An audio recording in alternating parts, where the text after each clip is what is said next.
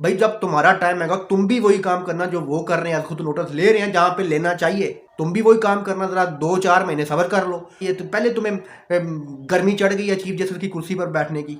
सैयदुल Siddiqui part 2 जनाब काजी फायद ईसा साहब। अस्सलाम वालेकुम दोस्तों, सुप्रीम कोर्ट में जो चीफ जस्टिस उमर अता बंदयाल के खिलाफ ये जो प्लानिंग कर रहे हैं, ये जो इम्पोर्टेड हुकूमत प्लस इनके जो हैंडलर हैं, ये इन्हीं के गले में पड़ने वाली है। वो किस तरह दोस्तों मैं आपको वीडियो में बताऊंगा। 1997 वाली तारीख अब दोबारा दोहराई जा रही है। किन की तरफ से? ये उस वक्त भी मियां नवाज शरीफ साहब थे अदालत पर हमला करने के पीछे, अब भी मियां नवाज शरीफ साहब ही हैं, अब इनके साथ कुछ हैंडलर भी हैं। तो जनाब अब भी वही काम किया जा रहा है। पहले जजों को तकसीम कर दिया, तकसीम हो गए। जिस तरह के अब जज खुद ही कह रहे हैं, कोई कहता है जी हम आज खुद नोटिस का हिस्सा नहीं बनते, कोई कहता है जी आज खुद नोटिस नहीं होना चाहिए था, कोई कहता है जनाब कि आज खुद नोटिस इख्तियार एक फ़र्द वाहिद के पास नहीं होना चाहिए। भाई एक चीफ जस्टिस के पास नहीं होना चाहिए तो क्या वो मकसूद चपड़ासी के पास होना चाहिए आज खुद नोटिस लेने का इख्तियार? तो जनाब आज भी जब उस वक्त 1997 में उस वक्त के सपुत्र थे जनाब कुछ मोअज़्ज़ज़ जज, जिन्होंने अपने ही सीनियर जज, अपने ही चीफ जस्टिस के खिलाफ इन्होंने अलम बगावत बुलंद किया और उनकी मदद से नवाज शरीफ ने चढ़ाई की सुप्रीम कोर्ट पर। वो वजह क्या थी? वजह ये थी कि उस वक्त जनाब ये लाडला जो है, ये भगोड़ा जो लंदन में बैठा हुआ है, इस पर तौहीन अदालत का कोई केस चल रहा था।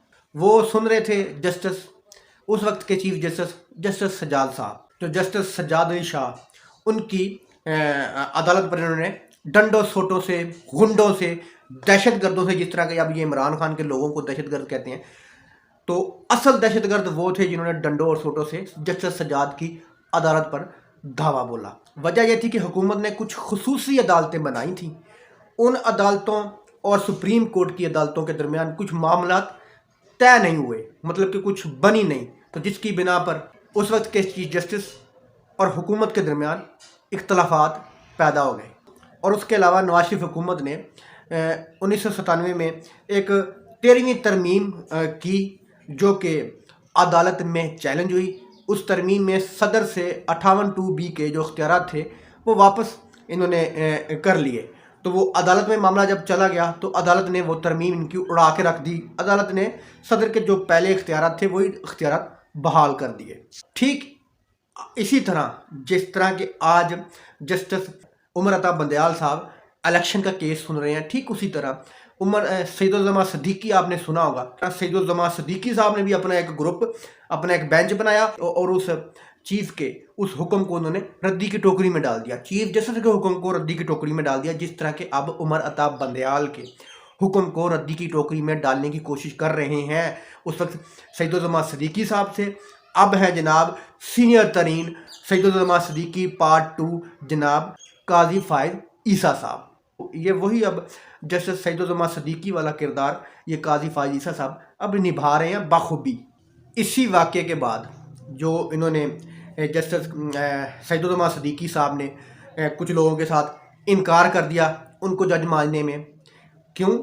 इसी मामले के बाद पता चला आवाम को कि जस्टिस सज्जाद का जो तनाज़ा है वो हुकूमत यानी नवाज शरीफ के साथ नहीं है, बल्कि उनके अंदरूनी खाना भी लोग उनसे इख्तलाफात करते हैं, जो उनके जूनियर जज हैं। जिस तरह के आज उमर अता बंदयाल साहब के जो जूनियर जज काजी फायद ईसा साहब अपने आप को चीफ जस्टिस मानने लग गए हैं, उसी तरह जिस तरह के सैयदुल सिद्दीकी उस वक्त के जो जज थे वो अपने आप को चीफ जस्टिस मानने लग गए थे, अपने आप को वो पागल हो गए थे, दिमाग सटक गया था उनका, वो आइन से अपने आप को बालातर उन्होंने समझ लिया था, तो उन्होंने भी अपने आप को चीफ जस्टिस मानना शुरू कर दिया था।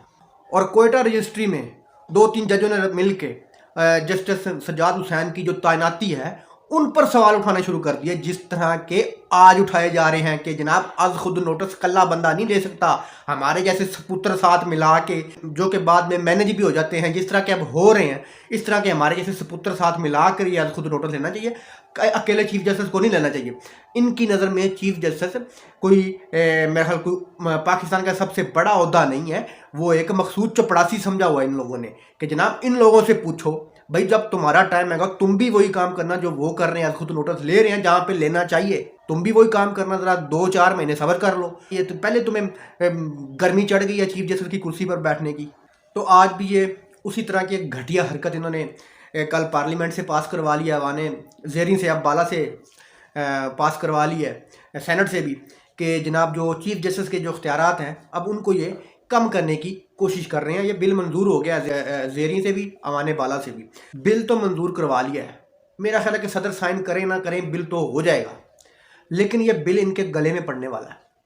وہ کیسے کہ از خود نوٹس اختیار نہیں ہے یہ چیف جسٹس صاحب کو لینے کا، تو جناب از خود نوٹس تو رات 12 بجے بھی لیا گیا تھا جب عمران خان کی حکومت گئی تھی، اور جناب عطر من اللہ صاحب نے صفائی بھی دی عمران خان کو کہ جناب ہم نے کوئی آپ کی وجہ سے عدالت نہیں کھولی، یہ ملک میں ماشاءاللہ لگنے والا تھا، ہم نے اس لیے عدالتیں کھولی، 12 اکتوبر 1999 والا واقعہ ہونے والا تھا، ہم نے اس لیے عدالتیں کھولی۔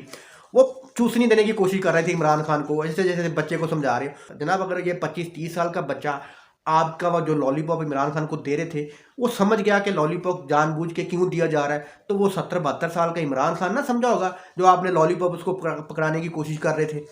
تو جناب ہم نے 12 اکتوبر 1999 والا واقعہ دوبارہ نہ ہو تو اس لیے ہم نے عدالتیں کھولیں، تو ساری دنیا جانتی ہے عدالتیں کیوں کھولیں یا کیوں کھلوائی گئیں، یا کیوں رات کو آپ کو سوئے ہوئے کو اٹھا کر آپ کو بگایا گیا۔